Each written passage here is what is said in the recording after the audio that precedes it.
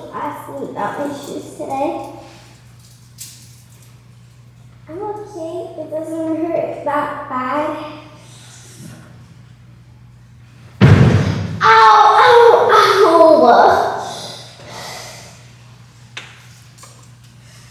Juliana asked me so many questions today.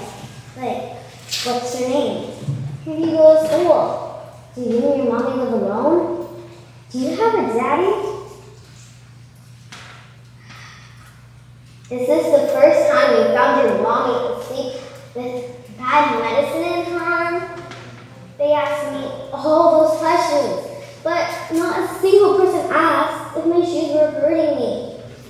I could have said something, but I didn't. I was afraid I would get in trouble. I tried showing them instead. I thought maybe for pretend it was really bad, somebody would notice. They didn't. But the nice lady may have not noticed my shoes were hurting me, but she did keep telling me how brave I was today, over and over. You're so brave, Gracie. Just keep being brave. Everything will be okay, honey. I didn't really like when she said those things. It made it sound like I did something good. But I didn't.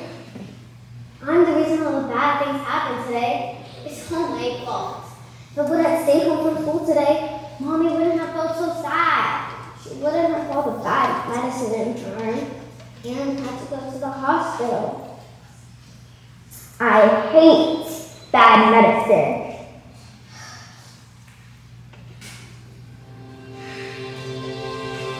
My mom used to be so nice.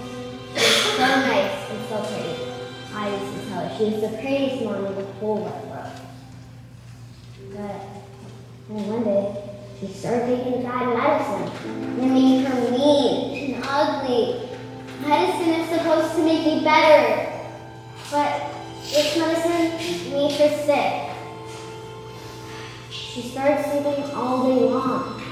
Sometimes when she did wake up, she'd leave me home alone for hours and hours. I thought she must have forgotten me. But after the ambulance took Mommy to the hospital, the policeman asked me all their questions, I thought I was going to stay home by myself. But the nice lady told me I was going with her. I didn't want to do that.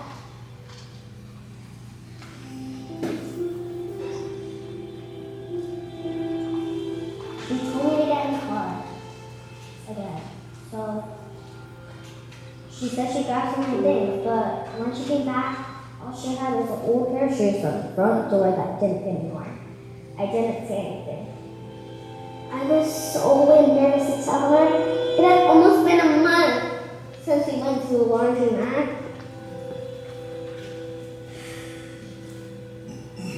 So then we drove away from my house. And I wanted to be brave, like she said I was. I'd never been more scared in my life. And the car ride felt like forever. I didn't know where she was taking me. The longer I sat there, the more thoughts my brain started to have. How will Mommy find me? Will she forget about me? Will someone tell her where I am? Is the police take her to jail? Where will I sleep tonight? Do I have to go to school tomorrow? Will the Navy go to new school? Will I ever see my friends again? Wait, will I ever see my mommy again?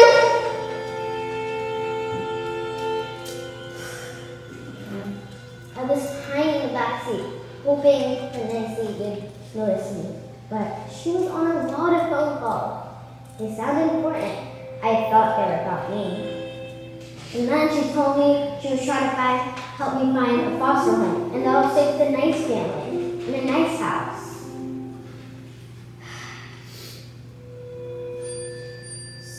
So then we drove until it was dark.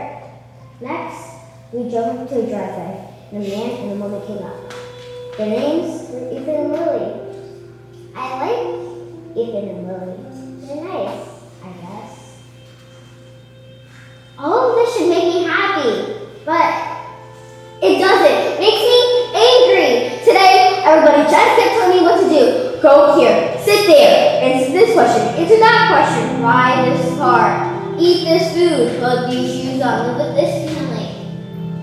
me feel invisible. I guess I kind of always thought this, but not in a fun way.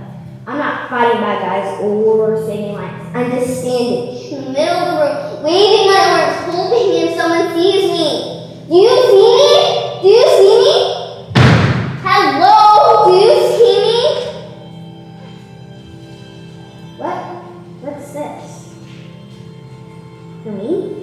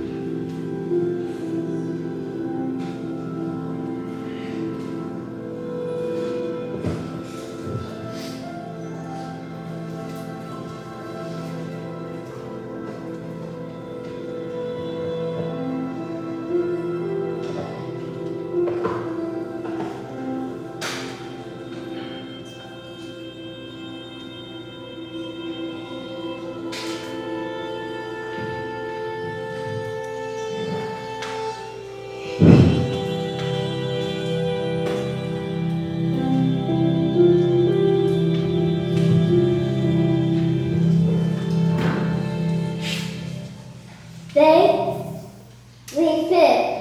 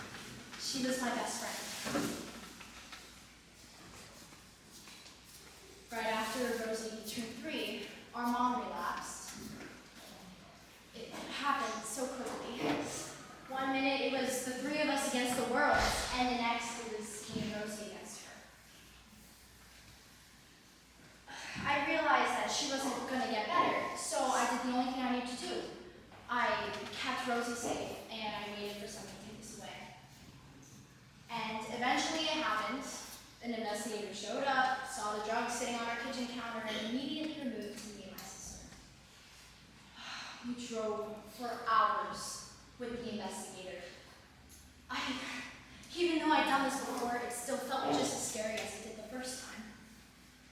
I wanted to cry just like I did when I was little, but I couldn't.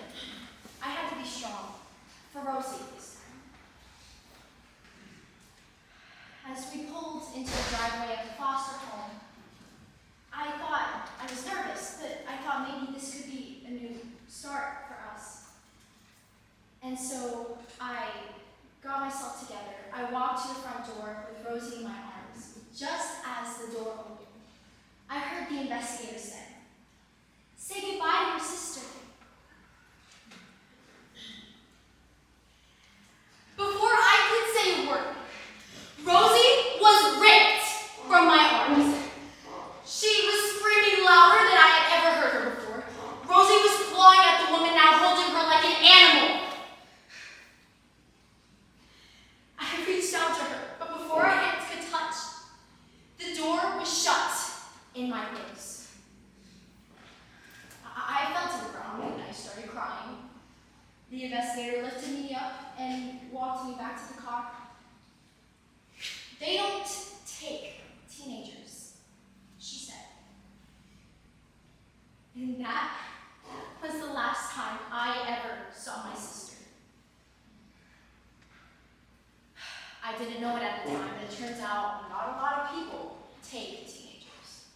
So instead of getting dropped off at a foster home like Rosie did, I got dropped off at a group home.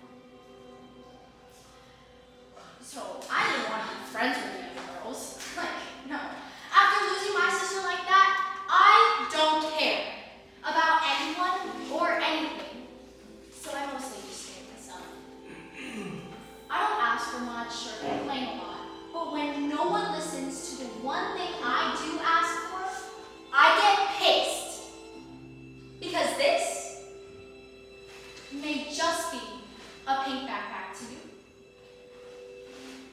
But to me, this bright pink backpack reminds me of a little girl who loves pink. A little girl who I called my sister, who I loved more than anything else in the world, who always made everything better, and who I might never see again.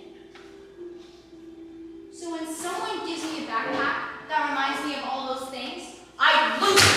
I throw things. I hit things. I even start fights with people because kicking and screaming feels better than crying. I'm really tired of crying. And I'm really tired of this place. So I'm going to leave tonight.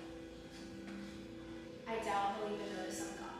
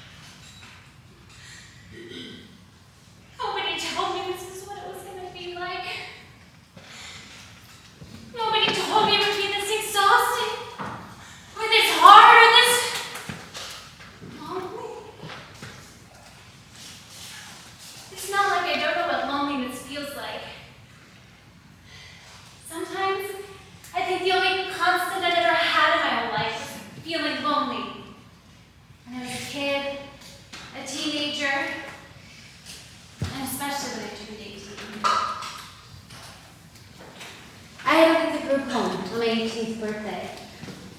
That's what happens to everyone. Some people go into special programs where they help you with housing. I didn't want that. I thought I'd be fine on my own. I thought I could finally be my own person and make my own decisions. And I was actually really excited. But I was so naive. I had no idea where to go. I had no idea what I was doing. So I spent some time on friends' couches, and I worked odd jobs here and there. But eventually, the little money I had ran out, and so did my friends. I had nowhere to go. And that's when I met him. His name was Alex. He was a gentleman. He was kind and respectful. He had a good paying job. He lived on his own, and he was the type of guy every girl wanted, and he wanted me. Alex constantly showered me with praise. He would tell me how amazing and how beautiful I was. He made me feel like I was the most important person in his life, and I'd never felt that before. Alex provided everything I had always craved.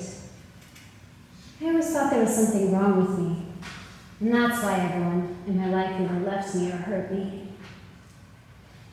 I thought it was because I was unlovable, or I didn't matter, or I wasn't good enough. But Alex, he proved me wrong.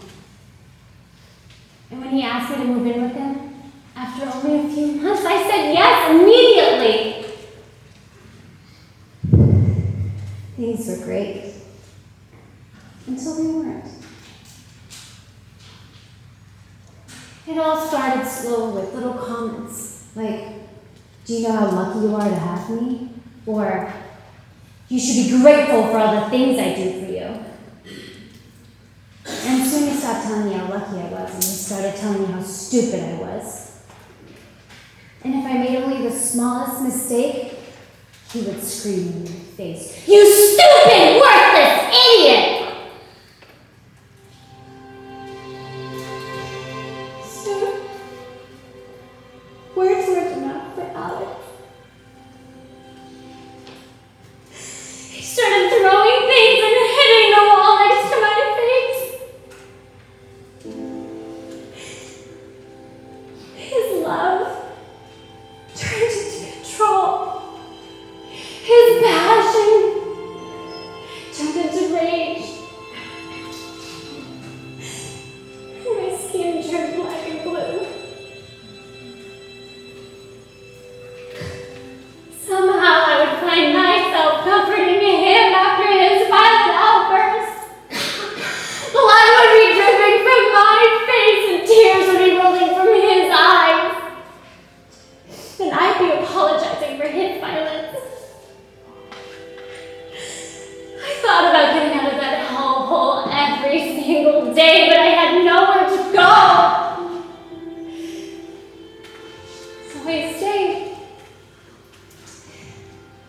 And I told myself I'd give up all the hope I had and I'd live this life until he inevitably took it away in a fit of rage. But before I could give up completely,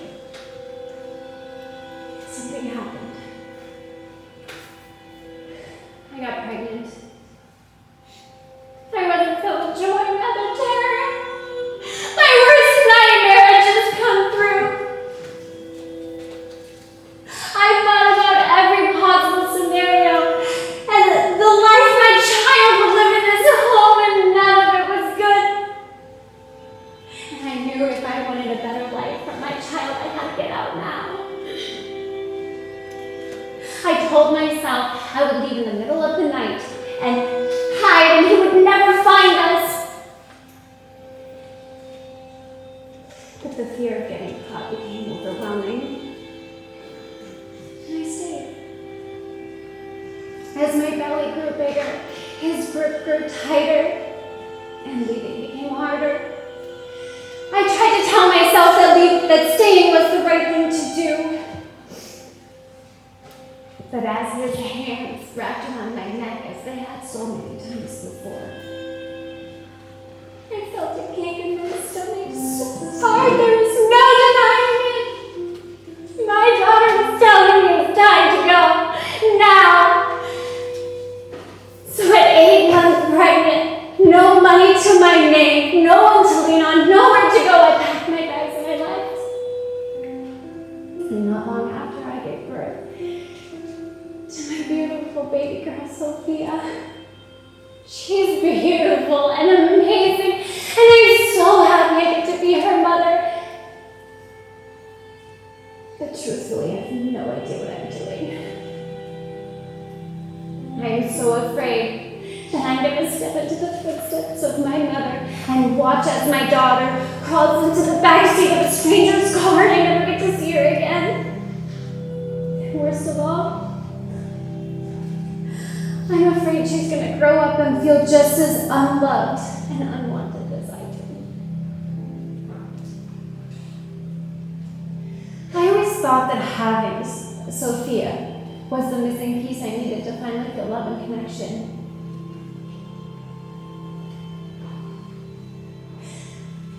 Since becoming a mom, I've never felt more alone in my life. I've spent my whole life clawing and fighting to survive. I have been let down time and time again by those who were meant to protect me. I've been kicked, I've been slapped, I've been hit more times than I can count. And I've done it all by myself. All of it. I don't want to do this by myself. It's not motherhood. I'm tired. I'm exhausted. And I have no idea what I'm doing. I don't even know how I'm going to feed my daughter.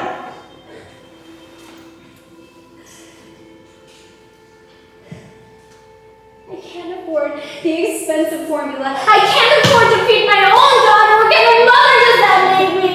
She only has 6 more diapers left. I don't know how much longer I can keep her clean. She's almost out of wipes, and she's getting bigger and outgrowing all of her clothes. And I don't have a stroller, and she's getting heavier. And all she does is cry and cry and cry.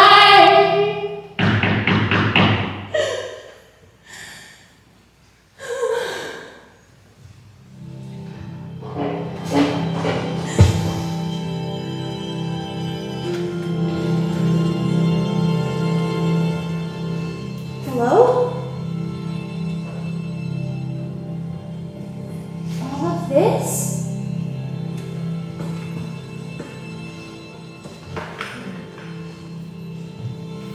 Somebody cares.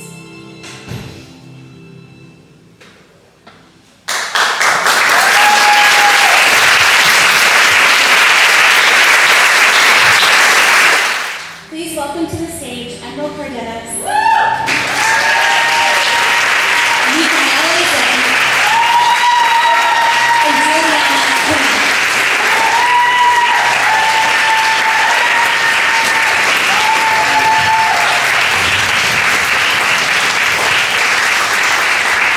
These incredible young women have spent the last few months memorizing lines, portraying Gracie, and getting into the character of her. Their talents are incredible. And we hope that you were able to see just what children experience right here in Palm Beach County through them. So thank you guys. Thank you.